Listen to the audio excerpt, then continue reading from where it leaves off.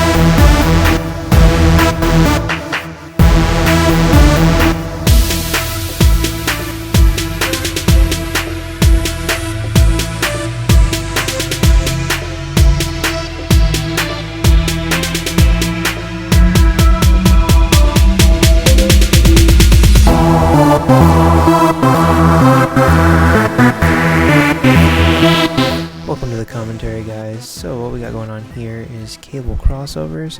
Normally with these I don't do a whole lot of weight. I really like to feel the contraction in my chest.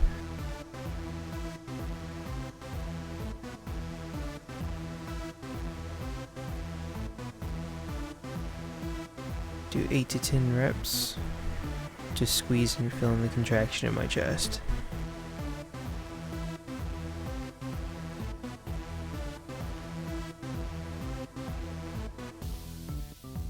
Next up is shoulder press. I really love doing these.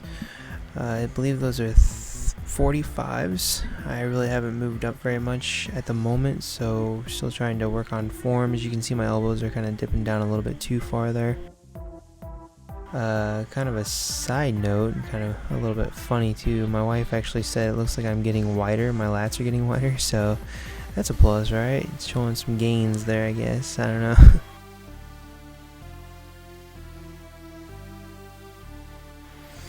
Alright, now for this is a dip machine. It's the first time I ever used this, and as you can see, it's kind of awkward for me because I've never used it before.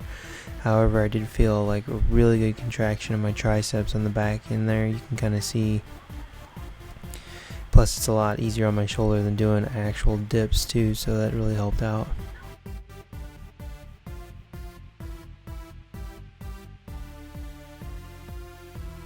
Alright, now this is the lacrosse ball thing I was telling you guys about. Since I hurt my rhomboids, I've been able to do this lacrosse ball.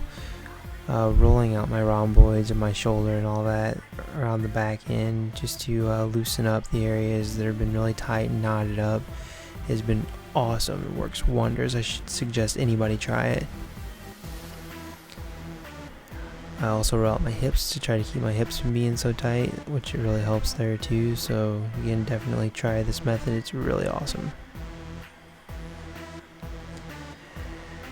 Now here I kind of do it on my shoulder, the front part of my delt. Normally I don't put it on the ground. I usually put that on the wall. That way I can kind of feel it a little better and get myself in a better position to roll out my front delt.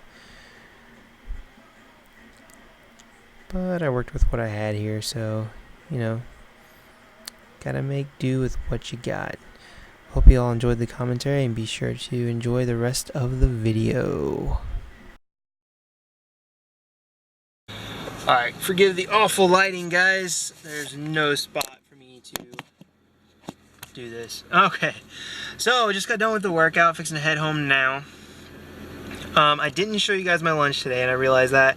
And I said before, I probably won't show it every day because, like I said, it's pretty standard. We try to keep it consistent. That way, my calories, you know, that I take in for lunch and for breakfast both are pretty much going to be the same every single day. Part of dieting, I mean, if you can get your meals prepped and everything, I mean, you're already halfway there.